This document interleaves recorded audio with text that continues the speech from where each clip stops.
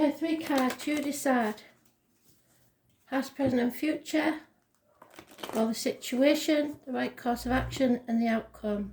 It's up to you.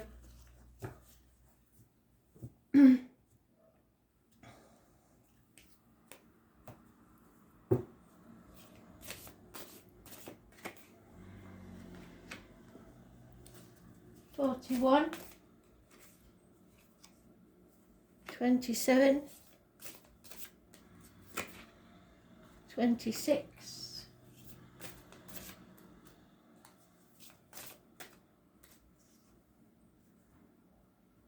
the bottom of the deck is 18.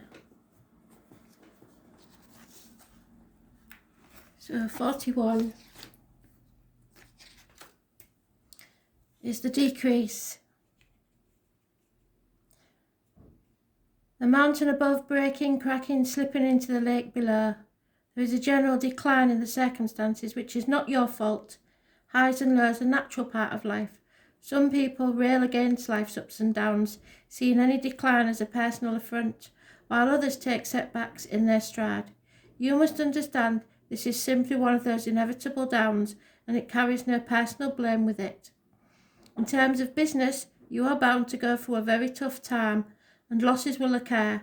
If you are prepared and can simplify your affairs, you can ride out this period safely. In terms of your personal life, you will have to make cutbacks. Pretending the outside world that nothing has changed will make you seem very foolish. Wear the mantle of thrift honestly, and at least you will be able to come through with your dignity intact.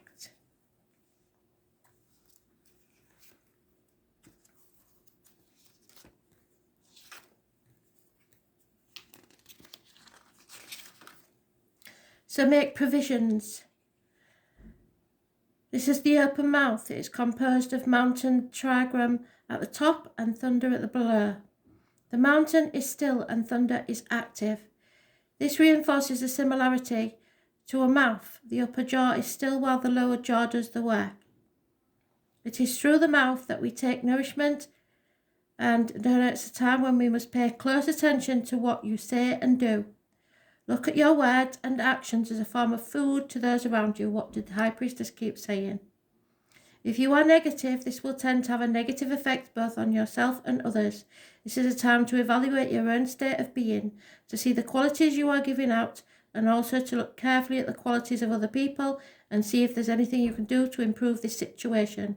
The ancient Chinese said the superior man is careful with his words and temperate. And I would add to that, be careful what you put in your mouth as well.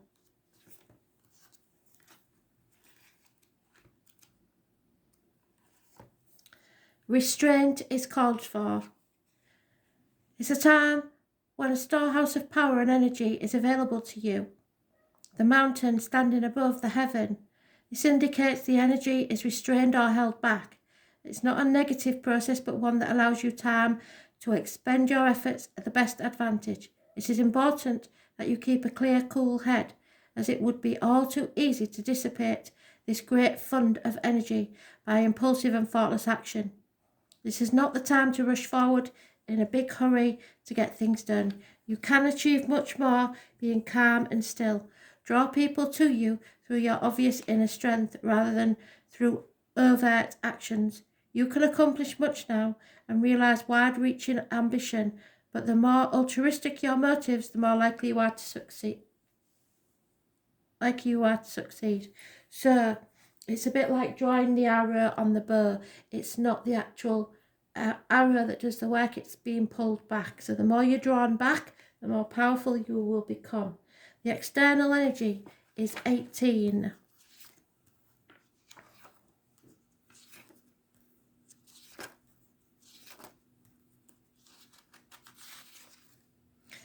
So, repairing any decay. Your situation has reached a dangerous state and things have become disorganized and corrupt because of your inaction and inattention to detail.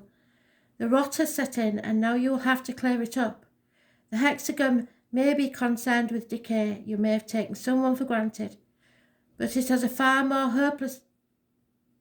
from hopeless message. If you take control of these affairs, work very hard and pay attention to every little detail, you can completely eliminate the rot and put everything back on a firm footing. At first glance, your present circumstances may appear extremely daunting, but by looking back into the long history of this existing condition, you will clearly see the mistakes of the past and be able to see a way forward.